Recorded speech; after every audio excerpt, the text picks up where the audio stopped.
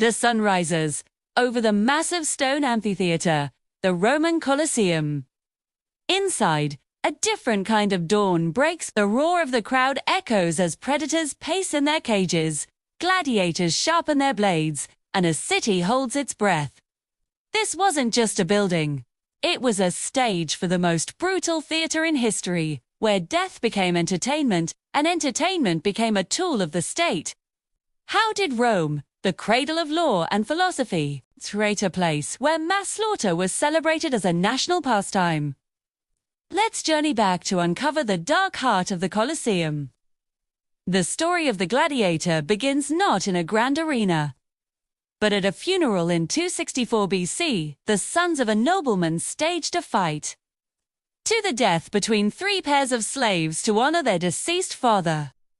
This brutal tribute, rooted in ancient Etruscan rituals of human sacrifice, soon caught on with a visceral display of a family's wealth and power, a way to show that they could afford to spill blood for honor. What started as a private ceremony would soon spiral into a public obsession, a spectacle that would define an empire for centuries. As Rome grew, so did the games. Emperors and politicians quickly realized their power. Need to distract the public from a famine, a plague, or a disastrous military campaign. Announce a grand series of games. This strategy, famously known as bread and circuses, was a brilliant form of social control.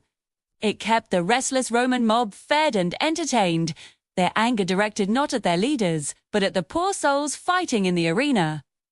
The games also became a living monument to Roman military might. The armor, the weapons, the fighting styles, they all mimicked Rome's defeated enemies. Every battle in the Colosseum was a reenactment of Roman victory, constant reminder to everyone watching. This is what happens when you challenge the power of Rome. But it wasn't just humans who fought and died on the sands of the arena. One of the most popular events was the venatio, or the animal hunt. Imagine seeing elephants, tigers, rhinos, and crocodiles for the first time. Creatures shipped from the farthest corners of the empire. The Romans weren't interested in a fair fight.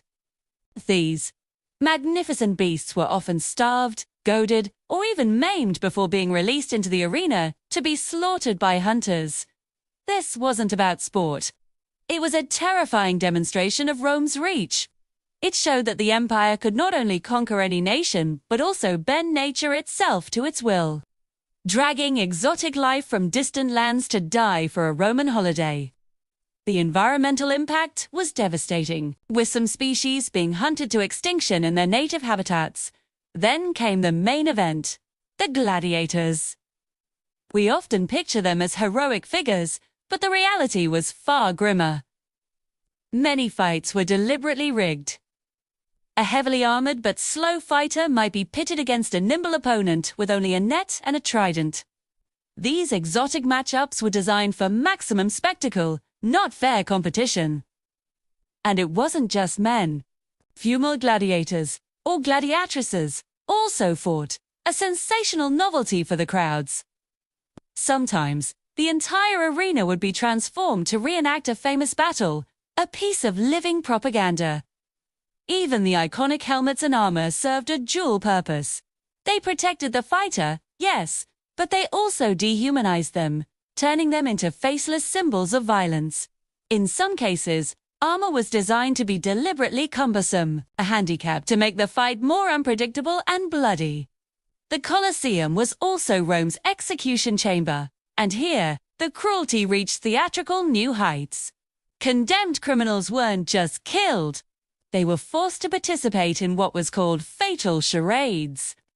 They would be dressed as characters from mythology and forced to act out their gruesome deaths. A man dressed as Icarus might be thrown from a height. Another, representing a mythological hero burned alive, would be set on fire. These weren't quick deaths. Crucifixions, mass killings, and being torn apart by wild animals were all part of the show. For the Romans watching, this was a lesson written in blood. It taught them the price of disloyalty, instilling a deep-seated fear of the state's absolute power. Perhaps the most astounding spectacle of all was the Nomachia, or mock-sea battle. The Colosseum's floor could be flooded, turning the arena into a miniature lake. Full-sized ships, crewed by prisoners of war or condemned criminals, would then engage in a fight to the death. Thousands would perish in these floating battles. It was the ultimate display of Roman engineering and dominance, the ability to create an ocean inside a stadium and command men to die in it. It was a clear message.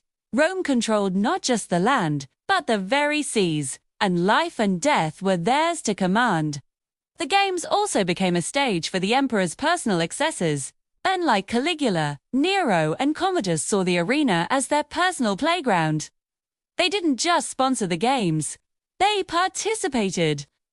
Commodus, who fancied himself a modern-day Hercules, would enter the arena to fight gladiators who were often disarmed or wounded, and to slay animals that were tied up or defenseless. For these emperors, the games weren't just about controlling the populace. They were about personal indulgence and a terrifying display of their own absolute, unquestionable power. Their cruelty served as propaganda, reinforcing their godlike status and using psychological terror to keep any potential rivals in check. Not everyone in Rome cheered. Some voices rose in protest. Philosophers like Seneca the Younger condemned the games as a barbaric display that corrupted the soul. Early Christians refused to attend, viewing the bloodshed as a sin. But these voices were a minority. For most, the constant exposure to violence had a desensitizing effect. It normalized cruelty and diminished the value of human life. The economic cost was also immense, placing a huge burden on the state's treasury. This reliance on bread and circuses created a dependent and passive citizenry, more interested in free food and brutal entertainment than in civic duty. Eventually, the games faded. As Christianity spread, its moral objections gained traction. The empire's economic and military decline made the extravagant costs unsustainable. The last recorded gladiatorial combat in the Colosseum was in the early 5th century, and the animal hunt ceased a century later. The roar of the crowd fell silent, and the arena was left to crumble. The legacy of the Colosseum is a chilling one. It stands today not just as a marvel of engineering, but as a solemn warning about a society that glorified violence and used mass entertainment to mask its deep-seated problems. Here, it reminds us that when a culture makes a spectacle of death, it risks losing its own soul. Thanks for watching.